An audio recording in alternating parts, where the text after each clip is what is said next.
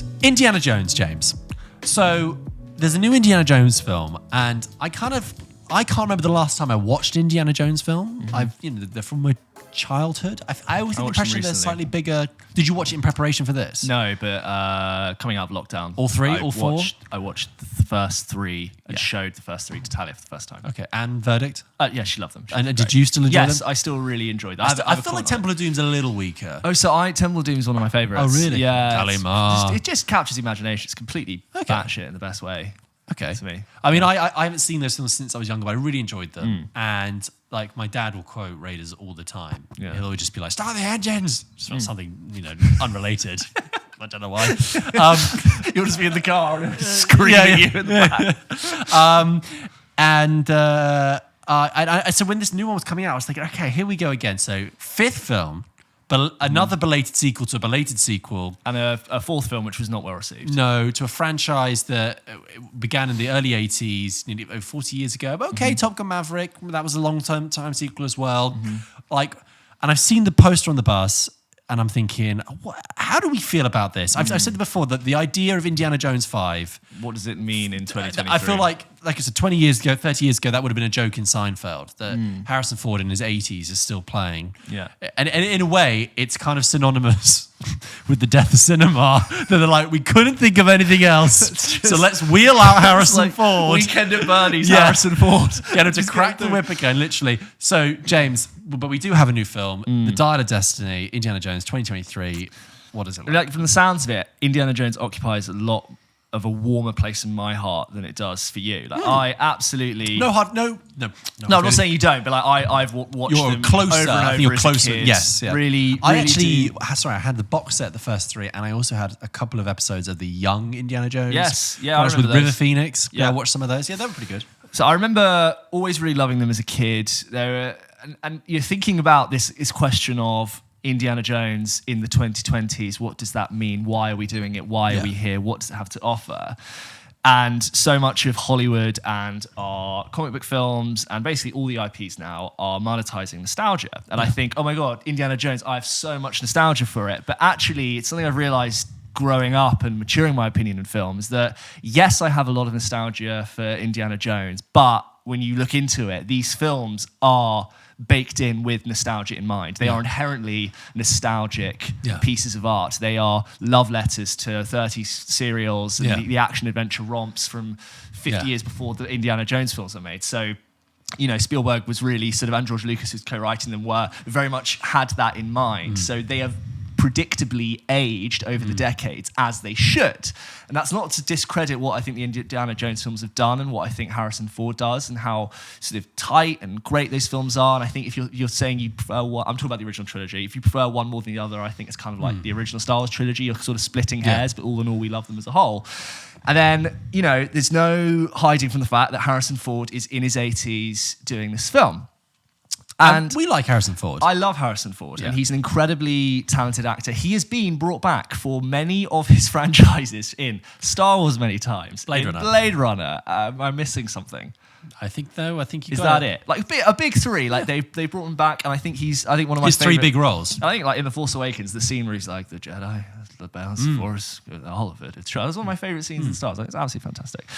And so we have this movie where it's the fifth one. We've got Phoebe Waller-Bridge in there as well, coming in as well, sort of rightly bring that sort of like young, plucky enthusiasm. And she is sort of swashbuckling the original buckle that swashed. Right? Used to be one. Like, no buckles have swashed until He this. would literally have buckles that would swash around. So here's how the film starts. We start with an elongated sequence set in 1945 with a de-aged Harrison Ford as Indiana Jones.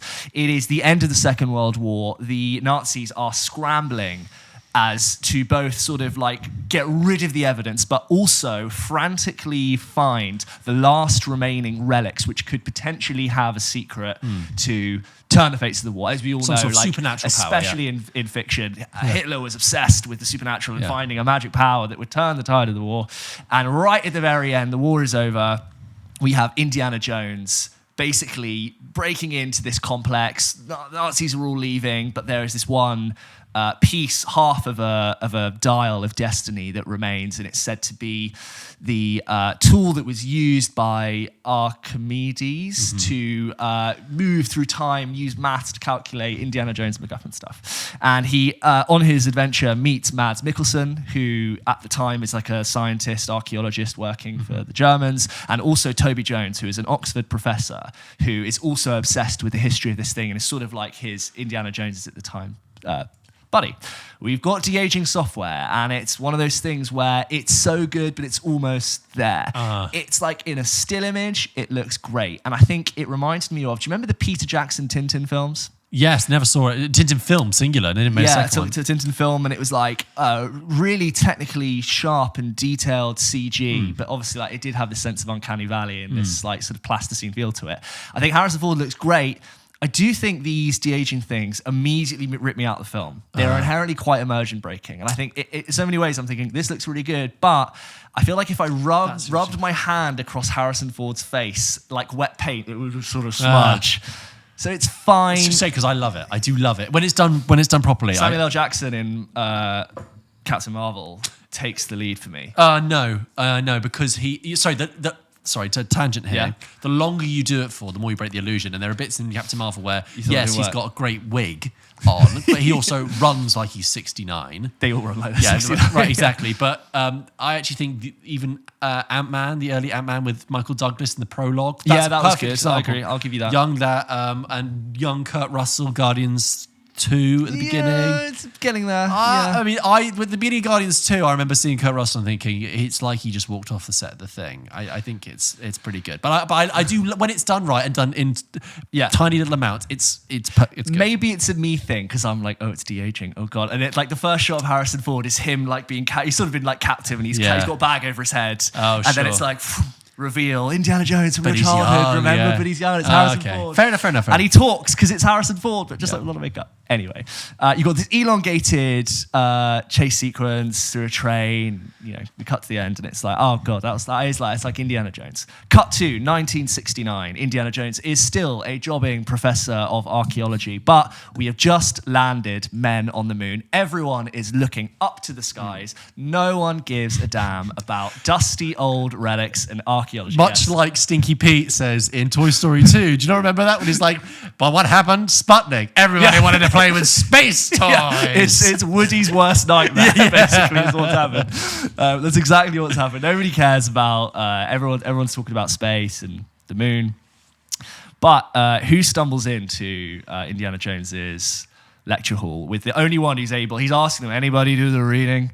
And Phoebe Waller-Bridge puts her hands up and she's done all the reading. And she is the daughter of Toby Jones, his former pal. And she's actually her goddaughter, his goddaughter. So he has this sort of like, he should have been more around for her, but never really was. And she is also, like her father, obsessed with finding the Dial of Destiny.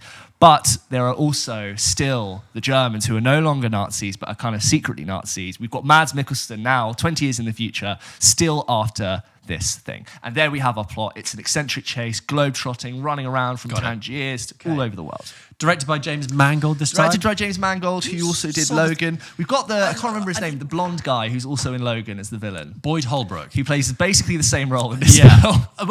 Just on James Mangold a second. He is like, he's quite a safe pair of hands. Like Logan was good. Yeah. He's made films for years. He did like Girl Interrupted back in the 90s and, Walk the Line. I think I remember we said when it was like Indiana Jones, James Mangold. We went, could be fine. Look, it's not a constructive thing to say, but Harrison Ford is just, he's so on. I think he's a fantastic actor. And I really think he should be doing city talky scenes with like Mark Rylance in a dusty old Cold War espionage thriller. I just, unfortunately, you know what I realized is that they had to keep Indiana Jones in motion the entire film. So if he's not running on a train, he is on a horse, then he's on a bike, then he's on a horse again, then he's on a boat, then they did not let the man like walk Because it would show he's old. He's literally interesting. limping and mobility scooted across this film. There's this scene with him and John Rhys Davies, who plays, back from Raiders of the Lost Ark, where they just run for like 4 seconds across the frame, and they're like limping, and it's like watching your granddad at the barbecue, like line up a free kick where everyone's just like, oh, can we just not? Like, I really have so much respect for Harrison Ford. And Yeah, you know of what? course. He's so good in this. Yeah. But it's just that's not what I need to see in an Indiana Jones film. Like, find a really great way to pass on the baton in the spirit of Indiana Jones. Or if you want to make an Indiana Jones film, I think you don't, and you go, let's make something in the spirit of it. Let's make a better Uncharted film. Like, yes, like what genuinely what Uncharted is in the games. Like, you go and you take that spirit of it and you give it something else. The last act is really icky and messy, and I hated it. How so? It doesn't feel like Indiana Jones. It's everything that never really works for me in terms of you take a real sort of adventure archaeology film. I think you should always dip your toe in the supernatural and not jump in it. Oh, yeah. And I could see where it was going, and I just thought, I really don't like the look of this, both from just thematically for Indiana Jones, how it didn't really have any relevance for what I thought the character should have an endpoint. Yeah, I'd really like it provided a good platform to finish off a character like Indiana Jones's arc. And I just left the feed, like, I was kind of fine with, there was nothing about it I found particularly offensive. Yeah. But that last act left a really bad taste in my mouth where I just thought, ooh, God, I didn't like that. So, okay, just to understand what you're saying there. So it's kind of, it never really kicks into gear because inherently it's got the problem at its heart, which is you have an 80-year-old man who we love, but should be doing a different thing. We should not have built an entire James Bond film around an 82-year-old. There's a reason James Bond... He does not walk more than 5 yards. Yeah, because he at every option, it's, now in a tuk-tuk, and now in this, now we scuba dive because you're weightless in the water. There's that scene of in the trailer, but very briefly, where he's on the back of the horse and there's like a giant parade. Yeah, that's like one of the things. But I saw that and I was like, that looks a bit dodgy. Yeah, that's a stuntman with his face. Because they want to have a chase scene. Yeah. They want to have motion. They need to have movement. We can't get to it. And I feel so, I don't want to be rude to the guy because I don't want to be disrespectful. No, but I do just feel like you've mobility scooted him through this runtime. Oh my God. And I just don't feel like put him on one of those airport things, where they get people to their gates quickly Literally. It's like, can we just let the poor man have a sit down? And then you end with that. Like, there's nothing that offensive about it. I don't really mind Phoebe Waller-Bridge's character at all, but there's nothing. I think Phoebe Waller-Bridge's style, and whether it's her writing or her acting, I feel like she really thrives in a modern satirical environment. I'm not sure and I could be proved wrong, but I don't see her in the high fantasy genre. It's funny because we had that question recently from someone who was like, "Oh, when the people look like they've seen an iPhone, they shouldn't be in his period pieces," which I don't really believe in. But I do understand if someone stylistically, it's like when I said she's seen a Pizza Express. It's when I said it like if you saw Matt LeBlanc in The Hateful Eight, it wouldn't work. But you expect Phoebe Waller-Bridge to be at a Costa. And that might be because I've only seen Phoebe Waller-Bridge like mostly in the Fleabag format, which obviously she wrote, and it's very much of very her. Modern and really modern. I think she really has changed the game in terms of how we write for that kind of voice. I don't dislike her, but I'm like I would rather see you do loads of different things. I think you have more to offer in a different kind of space. So it's a bit muted then, a bit limp. I think it's a little bit. I'd go as far as to say it's bad. I really would. If someone asked me, I'd be like, it's not great. It's bad. The ending, I think, just kind of so the last action scene.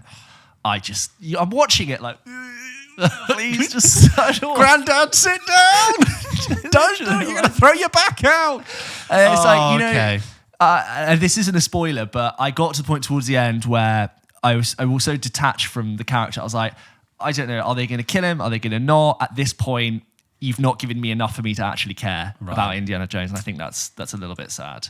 That is sad. So that's how I felt about it. I think the reviews have been pretty harsh. Yes, mixed at best. And I really did try to go, I love Indiana Jones, I want to try and enjoy this for the fun fair ride that it is. Runtime?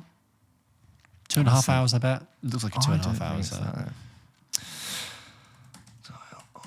Again, because it's got, on the face of it, it's got so many good ingredients. 222. 222. Toby Jones, Antonio Banderas. Tony Jones, as Toby always. Jones. Sorry, Toby Jones. Tony Banda Jones.